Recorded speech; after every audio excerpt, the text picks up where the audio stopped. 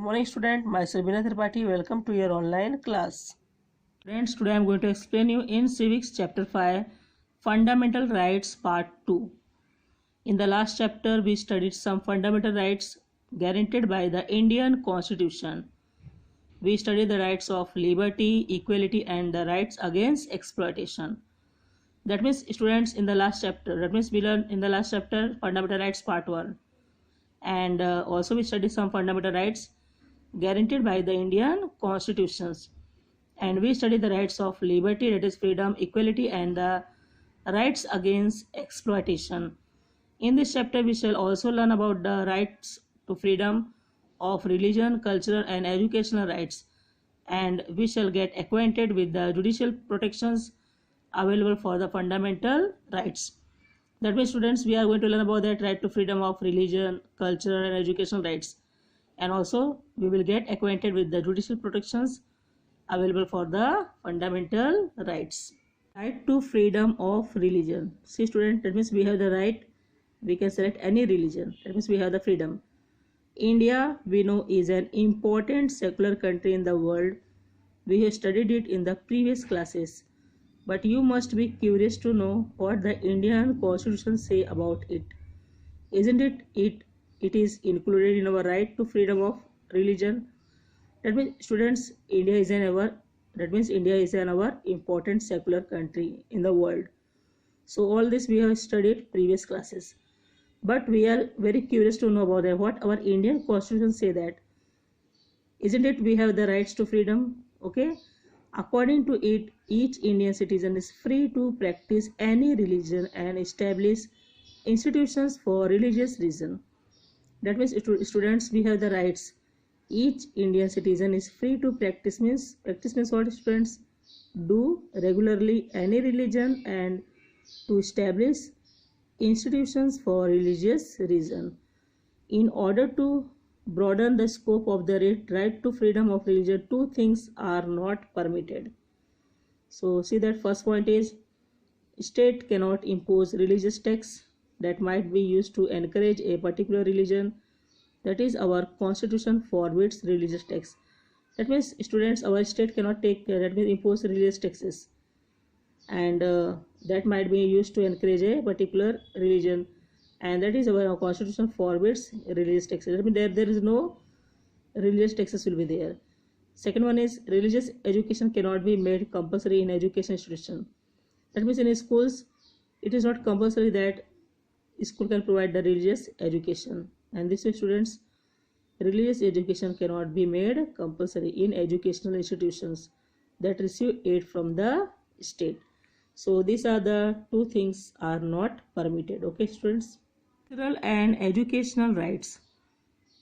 We can see that there is a great diversity of festivals, food and way of life in our country. See students, we are saying that in India there is a unity in diversity.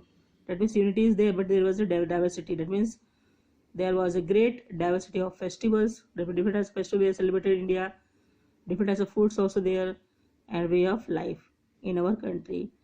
So that's why we can say that in India there is a unity in diversity. You may have noticed the difference in the different wedding ceremonies that you attended. So that's why, see students, that means different. That means if you go to the Marathi weddings, there are different foods are there. So this way there are different wedding ceremonies that you attend, there will be difference. That means you can notice that difference in the different wedding ceremonies that you have attended. And suppose you attend to the Muslim weddings, there will be difference. So all these things are part of the cultures. So see students, all these things are the parts of the culture of the different communities. Our constitutions has given the different communities the right to preserve their cultural uniqueness, and that means our constitution has given the different communities the right to preserve their cultural uniqueness. Students, community means what? That means a group of people living together in one place and sharing, that means their religious, race, etc. We can say the communities. Okay, according to these rights, people are not only free to preserve their own language, scripts and literature, but also make efforts towards their promotions. They can establish institutions for the development of their language. That means students, we can say that we have the right to preserve their cultural uniqueness, and according to these rights, people are not only free to preserve their own language, scripts, and literature, but also they make efforts towards their promotions, and this way they can establish institutions for the development of their language. Okay, students. See, students, find out and discuss totally cancel. I have marked with pencil, no need to read this. And next one, let's discuss also cancel. I have marked with pencil, no need to read this. Right to constitutional remedies. Remedies means what, student? Means set rights. In case of encroachment, means students, encroachment means what? Intrusions on a person's territory, rights, etc. We can say the encroachment. That means in case of encroachment of fundamental rights, the Indian citizens' rights to get judicial remedies is also a fundamental rights. That means students, our Indian rights to get judicial remedy is also a fundamental rights. This is called the right to constitutional remedies.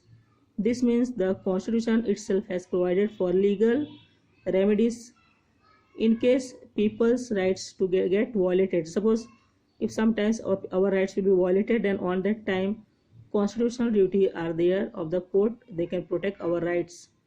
Understood, students? That means suppose if anybody was violated, that means in case people's rights get violated, so it becomes a constitutional duty of the court to protect the right of the people. Sometimes the rights that are guaranteed to us by the constitution may get encroached upon and we are not able to exercise our rights. See, students, we are saying that our constitution given us rights, but sometimes what happens that which rights are guaranteed to us by the constitution may get encroached upon and we are not able to exercise our rights. This is called an infringement of our rights. The court considered our complaint. That means if you have complained that, the court will consider that, accept that, investigates it, and in case it is convinced that rights, that means students, the court consider our complaints, investigates on that, and in case it is convinced that rights have indeed been infringed. Students, infringed means what? That means actively break the terms of law, agreement, etc. Because of the infringed upon and injustice has been done to the aggrieved individual, the courts given an appropriate verdicts. That means students, the court will gives an appropriate verdicts. Verdicts means what? That means judgment. Some instance of infringement of rights. First point is arresting an individual without reason. That means nobody will arrest anybody without any reason. Next point, preventing a person from leaving a village or a town without giving a valid reason. So see, students, preventing a person from leaving a village or a town without giving a valid reason. Next point, refusing food, water or medicines to jail inmates. That means we can say that refusing food, water or medicines to jail inmates. Students, inmates means what? A person who living in a prison or jail. We can say the inmates. Okay. As constitutional remedies. See, students, writs means what? Writs is a legal documents that order a person to do a particular things. We can say the writs as constitutional remedies. Courts have power to issue various kinds of writs to protect the rights of the citizen. And see, students, that means courts have the power. They can issue various kinds of writs and this way to protect the rights of the citizen. First one is habeas corpus. That means protection from unlawful arrest and detention. And this way these writs are important for students, protection from unlawful arrest and detention. Nobody will arrest you without any reason. Next one is mandamus, the order of the court, that is Supreme Court or High Court, commanding the government to perform an action that is its duty to perform in public interest. So see, students, in this writs mandamus, the order of the courts, that is Supreme Court or High Court, they commanding the government to perform an actions that is its duty to perform in public interest and public welfare. Third one is prohibitions. to prevent a subordinate court from exceeding its jurisdictions. That means students, jurisdiction means what? Exceed. That means we can say about that. Jurisdiction means what? That means the official power to make legal decisions. We can say jurisdictions. So this also the rates of that is provisions. Fourth one is quo warranto, to restrain a person from acting in an office to which he is not entitled. Entitled means give a right to. Okay, that means we can say about that, to restrain a person from acting in an office to which he is not entitled. And fifth one is certiorari, that means to order the removal of a law suit from a subordinate court to a superior court. And this is a to order to remove. Removal means to remove of a law suit from a subordinate court to a superior court. So this way the total there are 5 writs are there. Okay, students, see that next one is the reactions of this government official rights or wrong? That is totally cancelled. No need to read this. Okay, see student, pictures of that inside a court. See the picture, that is inside the courts. So it is look like that inside a court. Because of the fundamental rights are thus protected by the courts, citizens are able to exercise their rights. And see students, that means because of the fundamental rights are thus it will protected by the court, citizens are able to exercise their rights. They can fulfill their roles as alert, responsible and active citizens while considering fundamental rights. So see students, we also need to remember our duties. So in the next chapter we shall study our fundamental duties. So in this we learn about that fundamental rights, and this way they can fulfill. That means the fundamental rights are thus protected by the court, and this way citizens are able to exercise their rights and they can also fulfill their roles of alert, responsible and active citizens. So see students, in this chapter we will learn the fundamental rights. Next chapter we will study about fundamental duties. See student, exercise question number 1, write about the following. Question number 2, find one appropriate word. Question number 3, state the reason why we are free to practice the following.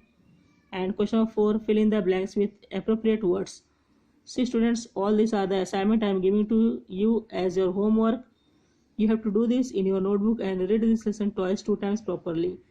I hope that you understood this lesson. Thank you.